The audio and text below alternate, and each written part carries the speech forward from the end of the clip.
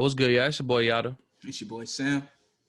You tune in to another episode of the Envelope Pushers podcast. You want some of the Sir. Envelope Pusher is? Yes, sir. I got you. So pushing the envelope means testing limits and trying out new things, often radical ideas. That's the definition we got today. And also, if y'all watching, go back, like, comment, subscribe. Check out our previous episodes. You know what I'm saying? We got one in the hip hop industry. I know y'all real fascinated with that. You know what I'm saying? We got a little deep in that one, man. So definitely go back and go check out what we was talking about. Just hear us out a little bit. Facts. All right, but today though, right? We're gonna talk about the sports industry, right? Mm-hmm. And our first segment, we're gonna kind of go into our own experiences with sports. Facts. And me starting out, I want to say basketball is like my first love. You know what I'm saying? But I ended up finding out like football is what I was better at, Yes, so, sir. I played football, right? Started out KC Raiders, you feel me? Played with Sam Lee. That was my first year of football. I think that was my first year too, I think. First year. Yeah. Yeah, that was fun, man. Pop Warner, right? That's some of the best times. You know what I'm saying? Like, even out of college, high school, like KC Raiders was like probably one of the funnest years, no cap. Yeah, it was. But and then obviously played all the way through high school, and then I went to Augsburg University, over here in Minneapolis, and I played throughout college, right? And I feel like it was a good experience. Some of the things like I really like was just the people that you get to meet. Like you can have like a lot of like long lasting friendships by playing sports, and just the teamwork aspect too. Like I don't really know another place where you can get that like team building aspect better than sports. Like I feel like I learned most of those qualities there, right?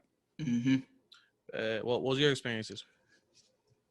Cool. So I think I played basketball too for a little while, but I think I always know I wanted to play football, especially early on. Playing with KC Raiders, like Kenyatta said, and playing with Kenyatta, definitely some fun times. I think I played with KC Raiders for like 2 years, something like that. And I did want to bring this up too, not to start off all deep because I know we giving our own little experiences at first, but hey, and when you struggling or you somewhere, you come from poverty, man, the only way to make it out a lot of times is, sports, rapping or selling drugs. That's the only thing that, only options you really have or what you think that you have when you stuck in that box. But other than that, middle school played everywhere, played in Minnesota in middle school, played in Georgia in middle school, played in Georgia for high school ball. And that's probably where one of my favorite times too is high school football because, you get to meet everybody where they at, where everybody's still developing and everybody's still super childish. But that's really it, man. My high school, I'm not gonna lie, my high school experience was horrible, bro. For real. I'm not gonna lie, we weren't that good, like. Oh yeah, my team wasn't good either. But like a lot of us, like, there's only a few people who really was like trying to like go somewhere with it. Mm-hmm. But a lot of people didn't really see a future in it for themselves, so they wasn't like going to the weight room. They was doing it to pass the time. Yeah, because one of the best things I loved about football was like the preseason training, right? And not like the camp, because some of that kind of sucks. I'm not gonna lie. Yeah. But like just beforehand, like just going out with your homies, like doing footwork. You know what I mean? Like, and I played quarterback in high school. You feel me? I got moved to tight end in college, but I played quarterback, just throwing to the wide receivers and stuff. Like that was some of the best times too. Like them summer days.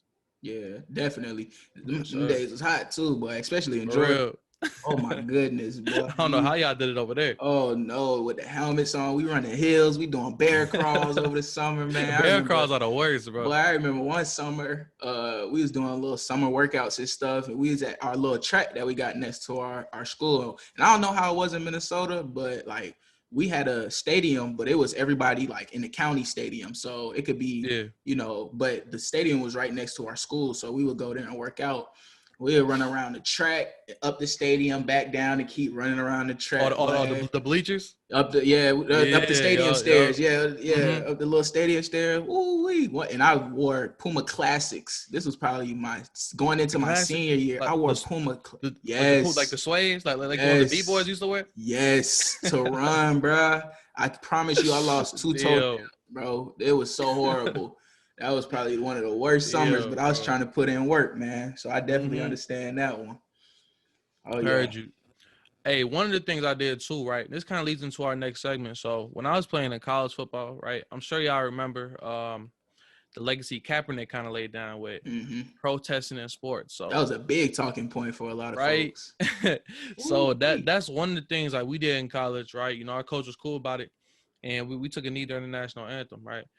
And it was crazy because like there I was was going so to say too, you want to break down to him like why Kaepernick took a knee, because I feel like a lot of times that gets overshadowed mhm. because of what media does and what the other side did to kind of portray him as a villain. So Yeah, I you want mean, to kind of so get into that?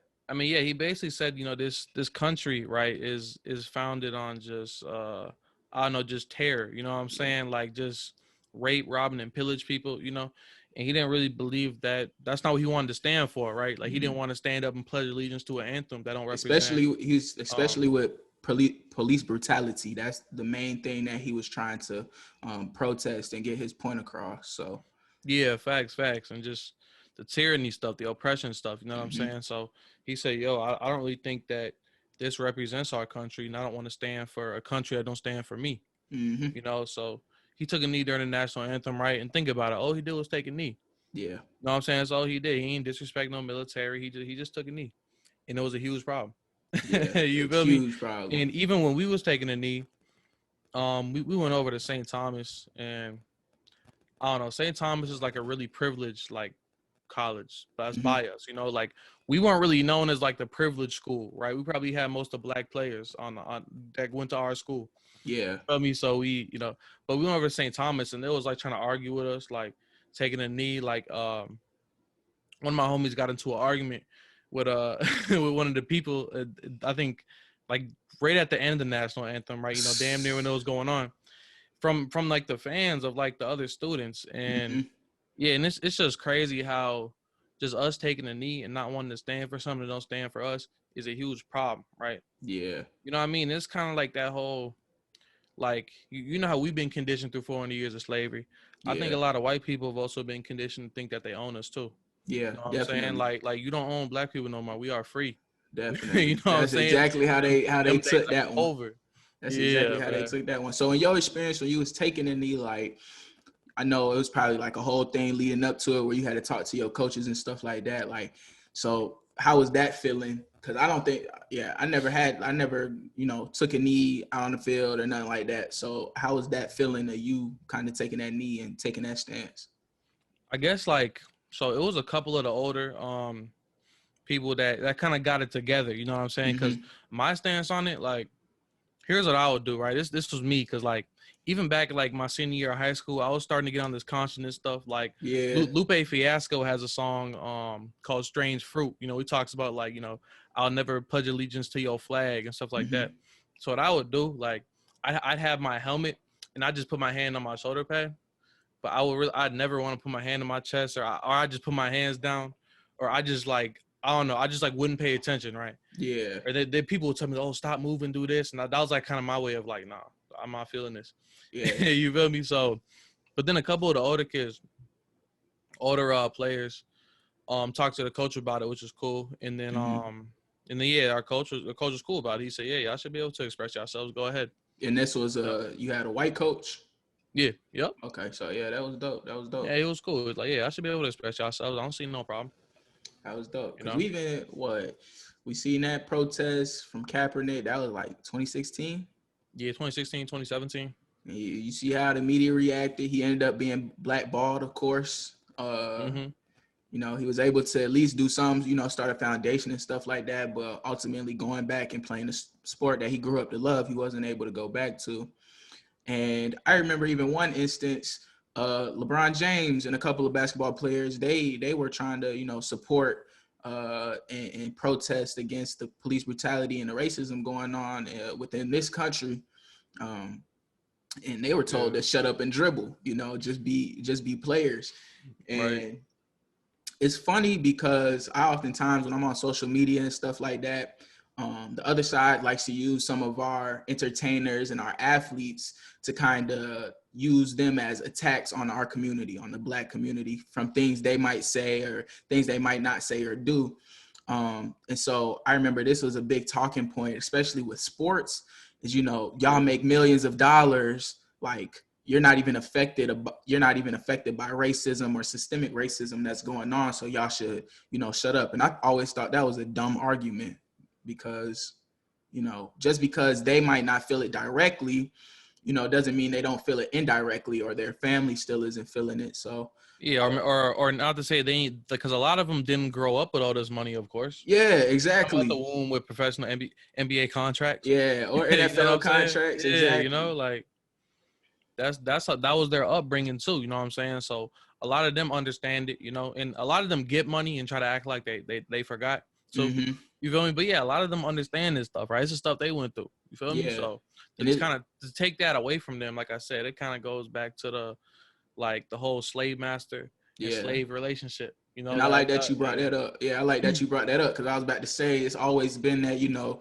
just, you know, shut up and play type of thing, or shut up and stay out the way. Don't try to cause any ruckus. And I know he's going to use this as a talking point too, but like even like the Negro leagues and stuff like that, just kind of that separation aspect. But even still, it was like the shut up and get in where you fit in. I don't know if you've seen the little Jackie Robinson movie.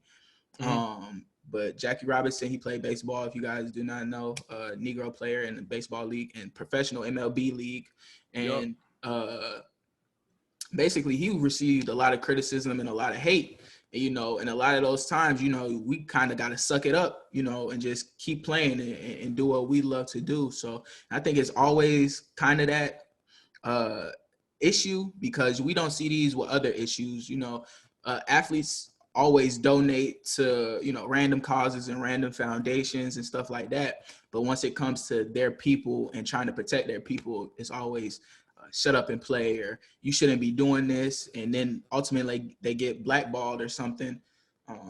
Luckily, you know, people like LeBron, they're already built their platform with huge followings, and he makes too much money for a lot of companies to even be blackballed. So luckily, you know, that didn't happen with him. Yeah, facts. Yeah, also too, I also want to highlight, like I'm sure a lot of us know about Kaepernick, but Kaepernick wasn't the only one to protest the national anthem, right? Like before that, in the 1968 Olympics, Mexico, you had John Carlos and Tommy Smith, and that was like that famous picture where they're like, you know, holding their fist up. Yes, sir. Yes, sir. Yep. They holding their fist up, and I don't know if you read like some of the comments they put after that, but a lot of them said like, yo, like I lost friends after doing that, right? Yeah. I think even their medals got pulled. You know, they lost a lot just from doing that. But they was like, yo, I do it all over again. Yeah. You feel me? So like a lot of stuff, you know, gets taken away from people who do that. And that's kind of like a way to try to show us who's boss. Yeah, you know what I'm saying? Definitely. Like they're trying to like they're trying to buck break us, basically. Definitely. You know what I'm saying? They're trying to show us like, yo, you see what happened to him. Don't you ever try that.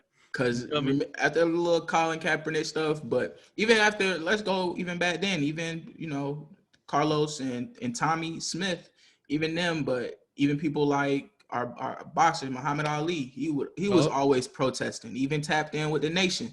So yeah, that's right. But you see, like, even after these people, you know, receive their repercussions, it slows down. So it deters our people, because everybody was riding. We all understood what Kaepernick was doing. And, you know, we seen other people's follow suit. You know, we seen other players start kneeling with Kaepernick.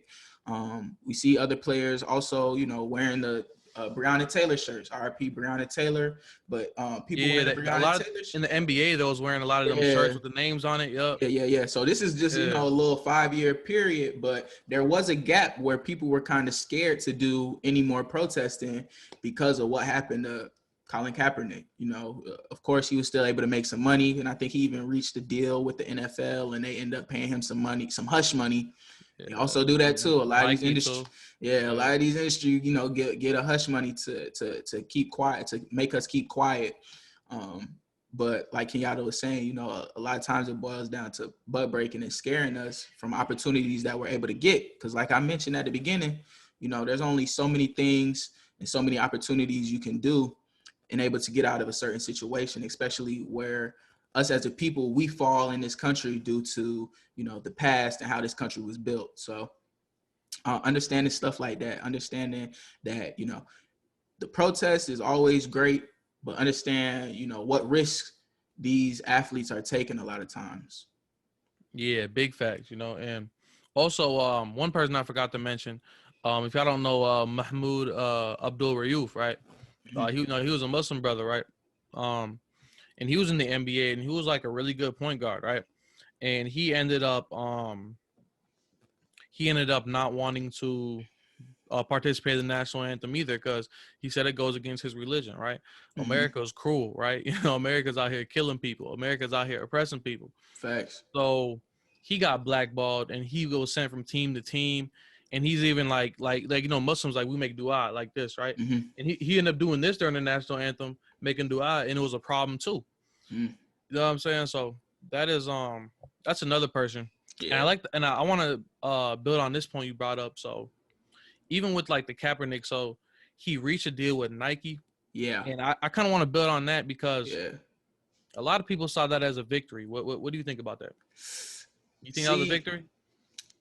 You know, we talked about Judas and the Black Messiah previously. You know, I think that was episode 2 or 3. Episode 2, yep. Yeah, episode 2. Go check that out, man. If y'all seen that movie, go see it. But we talked about how William O'Neal was a paid informant. Not comparing Kaepernick to a paid informant at all, but I'm just showing, trying to expose like how we're oftentimes people can pay for our silence, or they can pay for us to be traitors. I seen it as somewhat a victory because, he was able to get some bread because he was blackballed. And, when you get blackballed, you're not able to provide for the same people. You can't provide for as many people anymore because you're not having millions. You don't have that steady income anymore. So I seen that kind of like a little victory for him, but also, the NFL, they basically just gave him hush money. Like, yo, be quiet. Like, take this money. Right. There was stats and numbers going around. Like, he got paid like $75 million and stuff like that. I don't know what he got paid, but if your career is, already gone, and I wish our people were more together to where we can step up and support these people who take these risks. And of course, we're not at that level yet. So, it's no diss towards Kaepernick.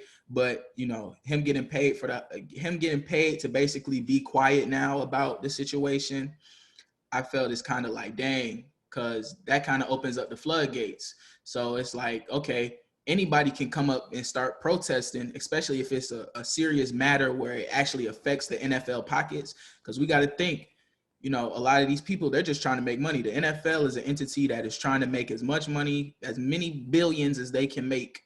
And so what Kaepernick was doing, he took a knee. The other side, they don't want to see that. They don't want to see nothing. You need to play ball, be my entertainment. That's all I'm asking from you.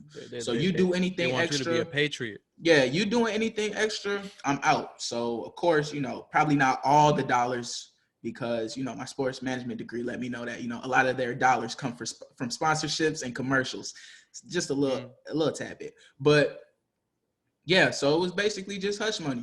They was like, yo, you're affecting our money. Now you can be quiet. We're going to give you some money, blah, blah, blah, keep it pushing. Not saying that.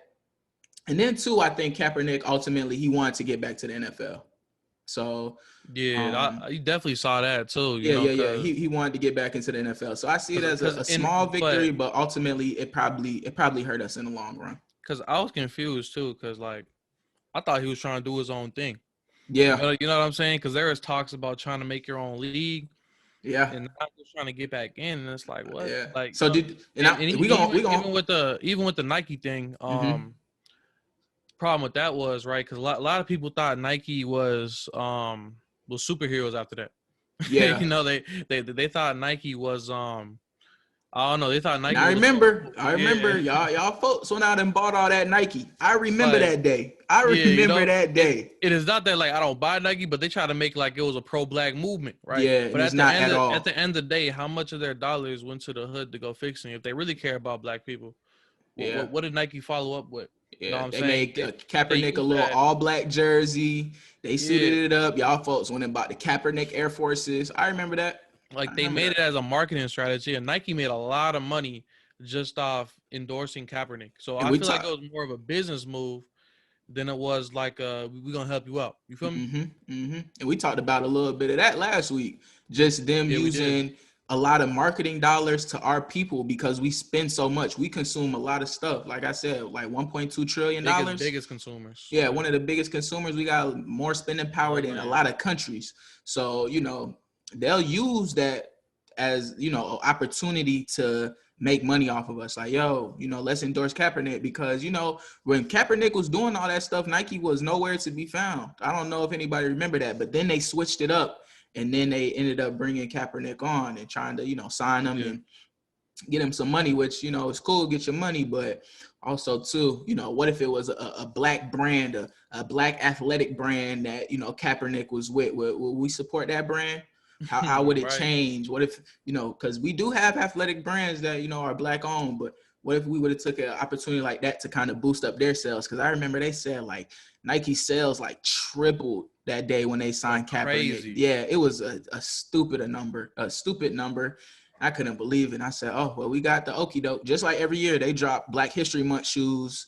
And we don't know where any of that money go. They could be, look, they promote Black History Month shoes, make the money, and then where we see it, they disappear, right? Yeah, they disappear. They come get it. That's why the Honorable Elijah Muhammad was called them the bloodsuckers of the poor. People like that. Yeah, you know what I'm saying? definitely. Because they just come in, they just take the money and they don't put it back into our communities. You know what I'm saying? Facts. Because that's a 10%, man. Yeah, just imagine. That's why we need people to acquire these athletic companies. Either that's Reebok with Massive P, or just a regular. Be lit if he does that. Yeah, or just a regular black owned athletic brand that need to come up and need some shine, man. That's why we need these companies to come to light, because we know where our dollars are gonna go and we know who our dollars are going to. And also, you brought up a good point in there with the little ownership. Like, was somebody gonna start their own league and stuff? And that's one of our next topics. So, you want to talk about that? We can get to it. Yeah, just the whole idea of ownership. And I should have had the numbers out, right? I forgot, but we make up a huge percentage of the NBA. I don't know if you know that off the top of your head, but the NFL, 70% plus. I know it's 70+%. At least, right? We make up these leagues. How many black owners is there? And when I say owner, like, because I know Magic Johnson was the owner of the Lakers at one time. He ended up selling that, and I don't think he ever got back in. But a lot of us are also minority owners of these. Yeah, these like teams. Ownership groups. A lot of us are part of ownership groups. Yeah, because there are teams where just one person owns it, but there's a lot where there's like somebody owns like 80%, and there's like a fight for the other 20%, or not necessarily a fight, but like in one example I want to give, right, is Jay-Z. So there's a controversy with him and gentrifying Brooklyn, and I heard about it and I kind of looked into it, and Jay-Z bought, I believe, like, he didn't have a huge percentage of it at the time, but this is when they were like the New Jersey Nets, right? And then they moved into Brooklyn, but because he was a minority owner, right, and technically he had some ownership in it, they kind of like used his name, you know what I'm saying? And then they used his name and his likeness. Yeah, and kind of made it like he was a bad guy and gentrified Brooklyn. But if we are minority owners of these things, we can probably stop them things from happening. You know what I'm saying? Because we own the team, And, exactly. Yeah, what you think about that? I was just gonna say, ownership is definitely important, man, and how many dollars we're getting. I know a lot of athletes struggle with, financial literacy, like a lot of us do. But athletes, same thing, they get rich dang near overnight, almost, whether that's the draft or they know where they're gonna go to. But a lot of these dudes get rich overnight and don't understand how economics work, and also group economics. A lot of us could come together and own a team. I'm not in a position to tell anybody what to do with their money, of course, but just think if we are kind of like-minded in a way to kind of put our dollars towards owning like majority of the team or of a team. I know we talked about Michael Jordan in our pre-production and how he owns part of the Charlotte Hornets currently. Shout out to Jordan. He's doing big things. And I know people, they have their gripes about Jordan too, but we're not going to get into that today. So, but we just going to highlight it and, call it Black excellence. But ownership is definitely important. I know LeBron, he's a big advocate and a big activist in our community. He knows a lot of things that he does and knows a lot of things that he's talking about. Even has his own charter school helping out kids in his city of Ohio, I believe.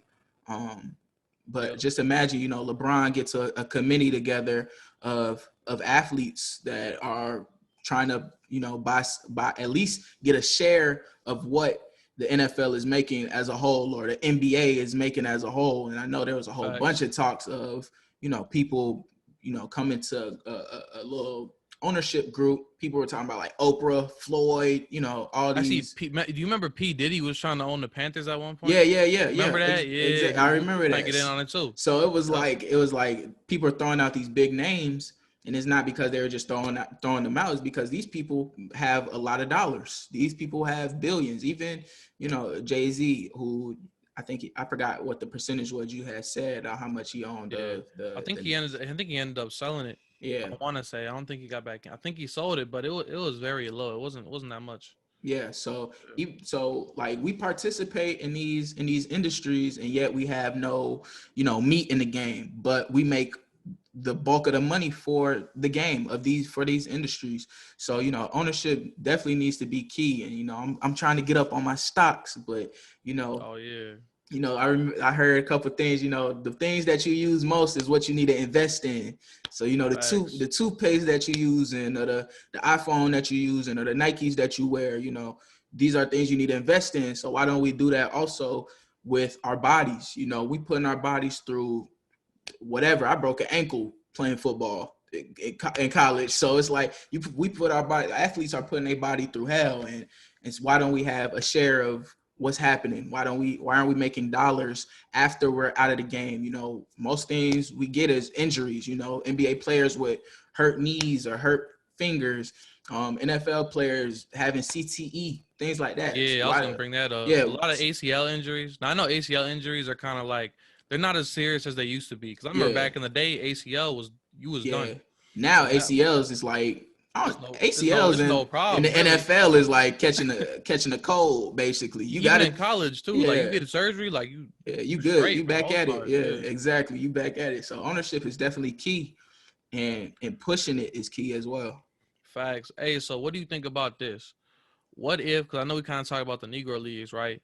And I kind of wish we would have kept some of that stuff around, because that was big for us, right? Yeah. Like Jackie Robinson came out of there, and they just recognized. I want to highlight this too. They just recognized Negro League players into the MLB Hall of Fame. I think this year. So yeah, I saw that. Yeah. Take that into account. These Negro League players are just now making it into a Hall of Fame to be recognized. Facts, but I want to bring up something like so. What if like what if we kept the Negro Leagues around? What I'm saying? Like, what if we still had the Negro Leagues, and what if we had our own like sports leagues? Like, how you think that would play out? I'm gonna take it from an HBCU standpoint. If we look at college athletics in the HBCU realm, it's a lot of history there, and these guys, I haven't been to an HBCU football game. But I always see them like little highlights and little clips. I even follow HBCU Game Day on YouTube, and I think I do too. Yeah. And he talks about everything that's going on in the HBCU collegiate level. So I'm always tapped in. But literally, what a lot of those schools, what boils it down is funding. That's the biggest thing that I always hear about with HBCU athletics, and then just HBCUs in general. And this is not to, shit on HBCUs at all, because I never want to do that. I wish I would have been able to go to HBCU. I just couldn't afford it. But yeah, funding always comes up. So, if we had those leagues, and I know for the Negro Leagues too, funding was a big issue. So now, if we do our own type of leagues, where's our funding coming from? Do we have supporters that are always going to be there? Because it's definitely possible and the talent is there, but what is the funding looking like? That would probably be my biggest worry. And then two, are we going to support it the same way as a NFL, or are we going to see it as the knockoff? Because that's a good point. Yeah, will we see a league of, that's made by Black people and maybe for Black people, You know, are we going to look at it as a knockoff? Because we know we do it with clothing. We do it with clothing. You know, there's two shirts that can come from the same what factory. Happened to Rockaware? You feel me? Like we used to love Rockaware. Now it's like, who wears that anymore? Exactly. It's made by a black person. You know what I mean? Exactly. Like, so it could be two of the same things, but you know, one was either there first, or one is from the majority. You know, and the second one looks like a knockoff now, or the second one isn't as valuable. And we see that, like I said, in the HBCU realm, where you know, student athletes, they sometimes pick the Division II colleges over a Division I AA HBCU. You know, I'm not saying that's always the case, but we got to see like how people view HBCUs, and then how would they view a professional version of that. So I would kind of just look at how, you know, certain plays, and shout out to all the HBCU colleges and what they're doing, because they're doing amazing. They always having deals and connections with ESPN to get their games on TV, which is great because that gives them more exposure. I know in Atlanta, we usually do the little celebration bowl that happens every year, which is great. And usually it's Alcorn and somebody else. And shout out to Grambling State. Shout out to all the HBCUs, Morehouse, everybody. Shout out to everybody, because I definitely respect them. But it's definitely possible to have our own league for sure. In football, basketball, or baseball, definitely possible. Yeah, I would say, like, from your first point, right, like the funding. Like, I remember we mentioned this in the beginning of the episode, but we have $1.2 trillion of spending power. Yep. You know what I'm saying? So I think we just got to realize, like, yo, we are the support. We have all that we need, but it's like we just got to put our money towards it. Yeah. You feel me? Because, like, even how much, like the NFL and NBA, if we stop like watching them, or if we stop participating in those leagues, you know, and it also comes with the level of play too. Like, let's say we made our own leagues, and Kyrie was talking about this, right? Yep. And let's say we got people like Kyrie. What if we got people like LeBron? You know what I'm saying? And people on the you know, playing the NFL who are big like that. Naturally, everybody's gonna start watching it. Yeah. Definitely. You know, even non-black people are gonna want to watch this thing too, because it's gonna be the best talent around the world. You know, but it's like, and we can make it different too. They don't have to be the same setup as, you know, the NFL, you know, or the NBA. It doesn't have to be the same exact setup. We want to highlight Ice Cube with his big three. Amazing setup. You know, he has older players, or players who might not play in the league currently, that come and they hoop and they make money. They sell tickets, and they take the thing around the country, which is amazing. And everybody's tapped in. It's getting ESPN coverage. It's getting Fox Sports coverage.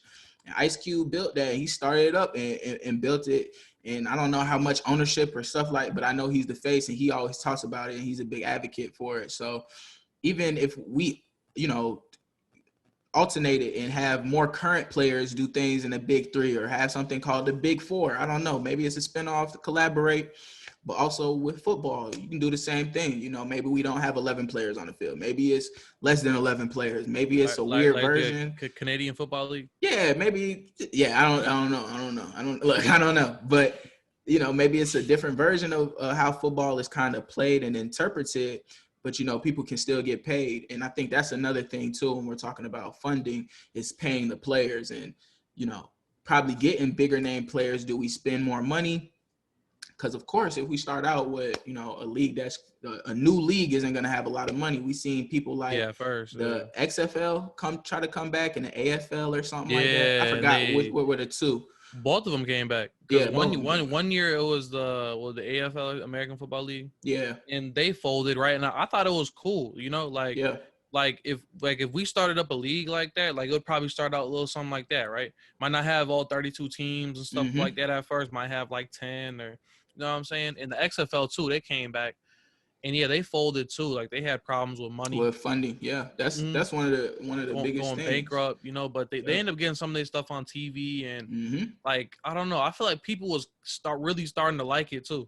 Yeah, like I feel like if it was gonna be around for a couple more years, you know, I feel like people. And it was played during the spring, so it was like right into football, into some more football, or even basketball. You know, when the basketball season isn't going, say this is our second option. Not saying we always gonna be number 2, but just kind of getting our foot in the door. That would be crazy. Right. And then like we said earlier, with our amount of spending power, like we would be number 1. Yeah. You know what I'm saying? Because especially during that time. we make up the league, right? Like just imagine the NFL or the NBA without any black players. Who's gonna watch it? I'm sorry, you know what I mean? Nah, some folks still gonna watch. They like might like it more. I mean, Shoot. they gonna watch it, but when we talk about basketball, like we talk about Michael Jordan, we talk about LeBron, and even like Dirk and Steve Nash was cool. But who would you rather watch? Would you rather watch like Dirk just doing fadeaways and stuff like that? Have you seen Dirk run up and down the court? You feel me? Like, would you rather watch him? Hey or would man, you rather that boy watch LeBron still in his bag with the windmills, windmills, boy. That like, boy, ooh-wee. No hair up top with the gray in the beard, going stupid still. Right? But it's like, who do people really want to see? Who did they come to see? Yeah. Whose jerseys are they wearing? Yeah. You know what I'm saying? So I feel like it would be the same thing, but we just own it, right? Like literally, like and we're the owners, right? You know, there's no slave master stuff going on. People, maybe we don't even do the national anthem. You know what I'm saying? Like got the black national anthem in there, Amazing Grace. Yeah, that's a good point, right? Just do our own thing, you know. Have our own team names, you know. We can have the Garveyites, we can have the Panthers. You feel me? I feel like there'll definitely be a team called the Panthers. Definitely gonna be a team called the Panthers, man. Mm-hmm. And I want to kind of stay on this trend because, like we mentioned in past episodes, man, the paradigm is shifting. So, you know, even we having talks like this on podcasts about starting different leagues, you know, maybe one day it'll come to fruition. I don't know if I'm going to start it or Kenyatta going to start it. Somebody, you know, who knows? You know, maybe we might start our own little youth basketball league. Just stuff like that. And we know we got what did LeVar Ball do? He did a little some he had a Big Baller Brand League. You remember that? I think so. Yeah, I think he was trying to do something like that. Yeah. He had a little feeder program, like a professional, trying to make his own little professional league. And that was tough. I remember because he was talking about paying students, you know, to paying, you know, athletes while they're trying to transfer and trying to get over into the NBA, into the league. And I know I do want to say this, a lot of football leagues and stuff, you know, are ran by, at least in Georgia, we have a lot of football leagues here ran by a lot of African Americans, especially youth football, youth basketball and stuff like that. And we have like AAU teams and stuff, like a lot of AAU teams big, with black coaches and stuff, and they coach the team. So, which is still huge. So I want to highlight them too. And I do want to highlight all the student athletes that may be, you know, considering HBCUs. I know that was a big trend as well over the summer with top recruits basically, you know, talking about, hey, I might want to go to a HBCU, and following through and going to these HBCUs. And shout out to all the HBCUs, like I said already. I don't want to make this a big commercial about them, but I know, that's Deion Sanders is also coaching a team right now. You see that? Jacksonville State. So I they just beat Grambling last week, I believe. Oh, for real? Yeah, Grambling State. They beat them. So I like this kind of paradigm shift where we're starting to care more about our culture and we're trying to have more ownership in sports, you know, and like that's another good point you brought up. Like if you're the top player in the nation, well, I mean, I understand like a lot of them want to go to the NFL, you know. So like right now, the best caliber teams are like I don't know Alabama, like they're trying to go to places like that. I understand, but shoot, why not try to get these HBCUs lit, right? Because once somebody makes it from the HBCU, you know what I'm saying, then more people are gonna want to come. And you know what I mean? Like that's how players get recruits, right? Because they got somebody that went to the league, you know. So and I think that was big for Jacksonville State to pick up Deion Sanders because look how much publicity he's getting the school already. Right. I think he walked in and got when he said that he was going to be the head coach. Just look at everybody was like, whoa, what? Where is he the head coach at? Jacksonville State HBCU. Whoa, that's crazy. Then you see him get new uniforms. You see him get way more ESPN time. You don't ever see HBCUs on ESPN like that. ESPN is constantly talking about Deion. Constantly. You feel me? Like, that's where I'm seeing it at, you know? Yeah, and so, it got taught. I know right now, I remember seeing on HBCU Game Day, just basically talks about other big athletes, big African-American athletes coming and coaching these schools. Like, of course, if you have the time and you have the resources to do that, then why not? Why not come back and, give back to the community? Of course, your dollars help too, because I know a lot of people, shout out to Chris Paul. Also, he was wearing he always wearing, a HBCU shoe or shouting out a HBCU as well on at that NBA platform that he has. And they always highlight it as well. So shout out to them for doing that. Shout out to Chris Paul for doing that as well. But yeah, that would definitely be cool, man. Yeah, that would be amazing. That would be amazing right there. Bro. I would buy all the jerseys, bro. Like, Also, I wish they had. I wish real. they could put out jerseys for real, like HBCU jerseys and stuff like that. That would be That would be lit. crazy. Cause I would definitely try to cop some. Hey, so this is a little another point, right? You know, we ain't talk about this one, but I'm surprised we didn't. But what do you think about paying college athletes? I feel like that's a real hot topic. You know, has been for a really long time. Yeah, and I know a lot of people be like, "Oh, it's it's not able to happen," but at the depending on what level, man, because not every level brings in a lot of revenue. I would say Division III, NAIA, D2. These schools don't bring in a lot of revenue in order to pay their kids. I would see something like students being able to make money off of their own name and their own likeness.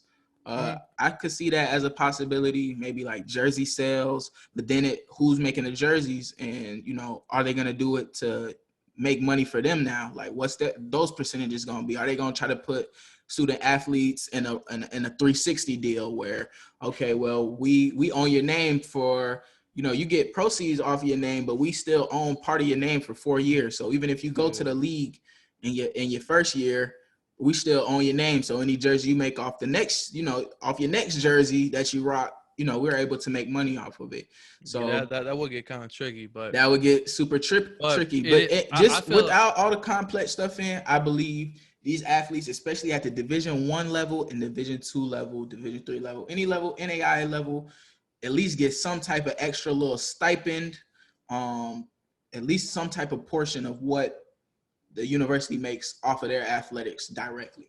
Yes. Yeah, facts. Because a lot of these people, like, especially football, like basketball makes money too, depending on what school, but especially football. And sorry, y'all, if we talking heavily about football, but this is where we come from. Yeah, this is what we've done. So I would say, apologies if you missed the beginning. Of course, if you would take a wild guess, right? You guess we play football. Yeah. But even football, right? Like, stadiums are packed. You know what I'm saying? Like, that's a really just big American thing, I guess. Mm-hmm. And a lot of these like football stadiums make the school tons of money. Yeah. A lot of schools rely on that.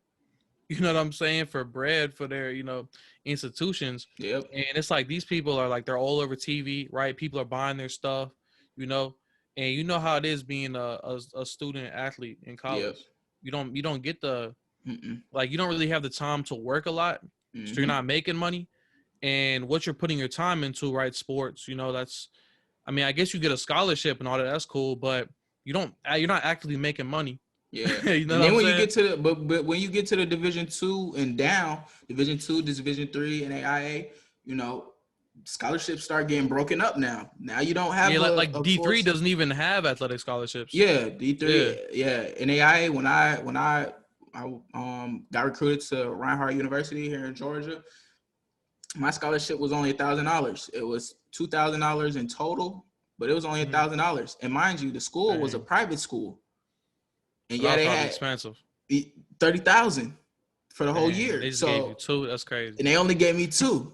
And the reasoning is because they had to break up a scholarship package to recruit as many kids as possible as they can get, because they were a new program coming up. But then at the Division III level, when I went, it wasn't even talked about. The scholarship wasn't even talked about. And of course, they don't offer it at that level. You kind of get in where you fit in. Whatever they got, you get. Yeah. So it was it's all academic.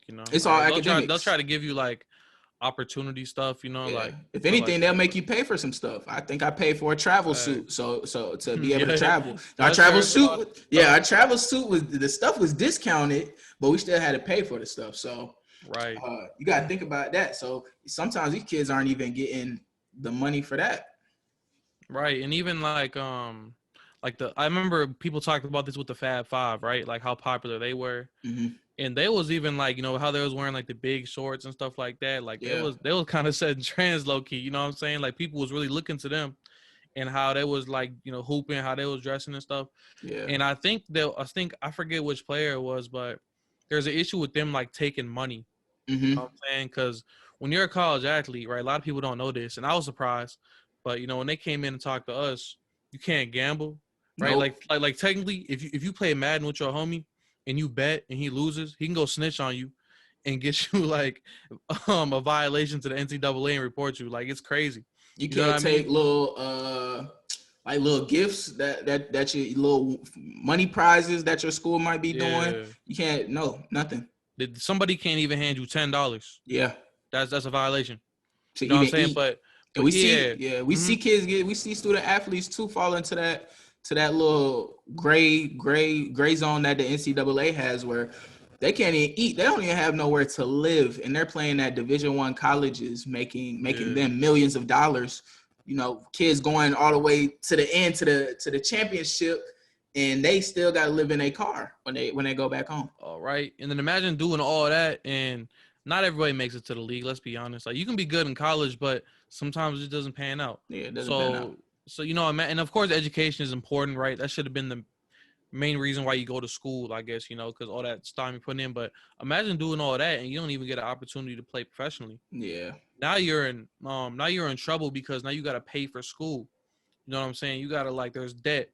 You feel me? Like, that's a huge problem right now. So I feel like they should definitely get paid, but it depends on the school and how much they can afford. Yeah. You know, because a lot of these D3 schools can't afford it.